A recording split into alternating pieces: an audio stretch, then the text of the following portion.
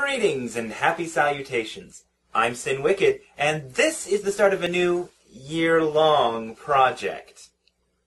忘れてゆくよそしてきっといつか思い出すさよならを繰り返し歩き続けるここに刻んでおこ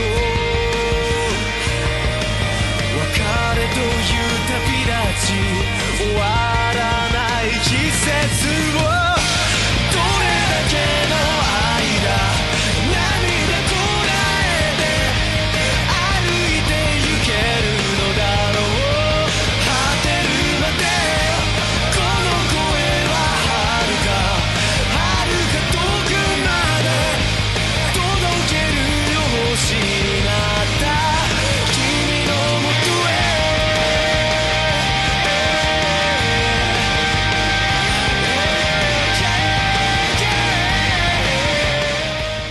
With the year of Clamp firmly behind us now, I thought it was time to broaden my focus and take a closer look at anime as a whole and its growth in North America.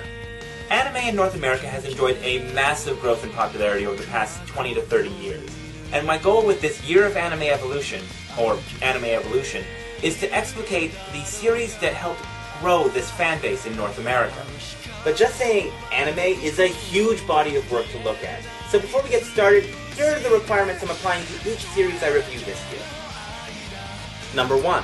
The series has to have been released between 1980 and 2001.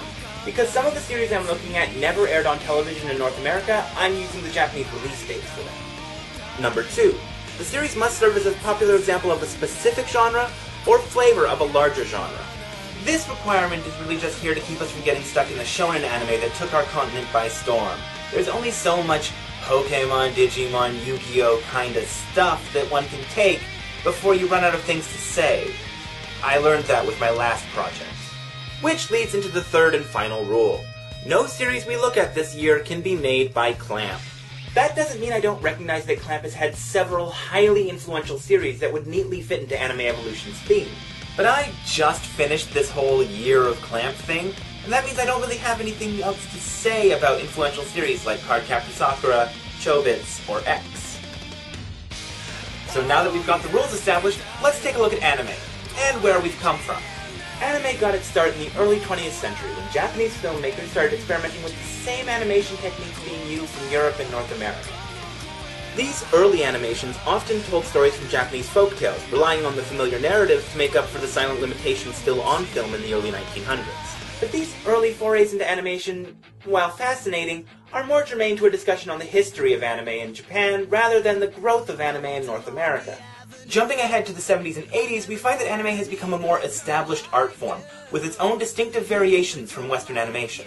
A wide variety of long-lasting series saw their debut, like Seiji Matsumoto's Linked series, Galaxy Express 999, and Captain Harlock, Akira Toriyama's Dragon Ball, the popular mecha space opera series Robotech, which was a combined adaptation of 3 Japanese series, and the fairly popular series about space lion robots, Voltron.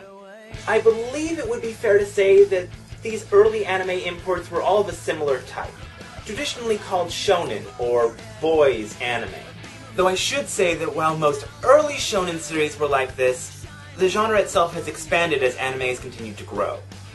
But there was one anime series that we got in North America that I'd argue is more important to focus on than the others I've named. Not because of the series itself, but because of the person who made it. The father of animation. Ah, yes, the father of all animation, Walt Disney. I know you wouldn't review something like this without me, so I'll get the ball rolling. Born in 1901, Walt Disney founded the Walt Disney Company in 1923, released the first sound cartoon, Steamboat Willie, in 1928, the first colored cartoon, Flowers and Trees, in 1931, and in 1937 released the first full-length animated feature, Snow White and the Seven Dwarfs, which set a whole new standard for the entire industry with his unique style of visuals and storytelling. Jerk? I'm not talking about Walt Disney. Tex Avery? Nope. Chuck Jones? Nope. Walter Lantz? Bob Clampett? Matt Groening? Trey Parker? You done? Chuck Jones?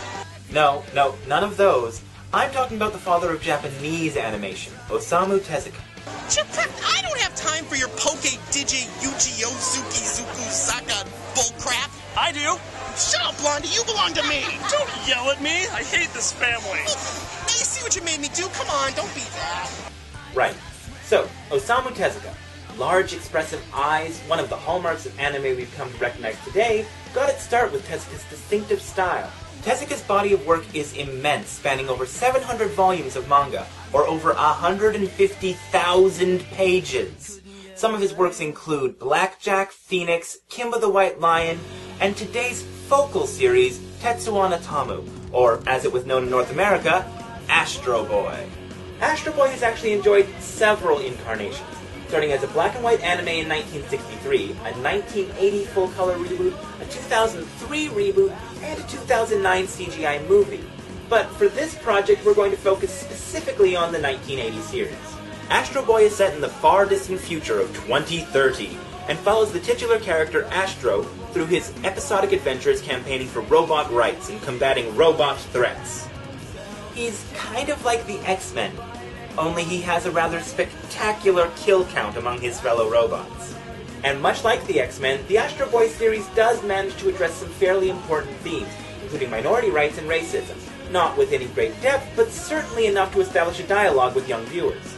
The series was animated by Tezuka Productions, and while they took some shortcuts, overall the series is beautiful for the time. With all that said, I can't really recommend this series to any but the most die-hard anime history fans.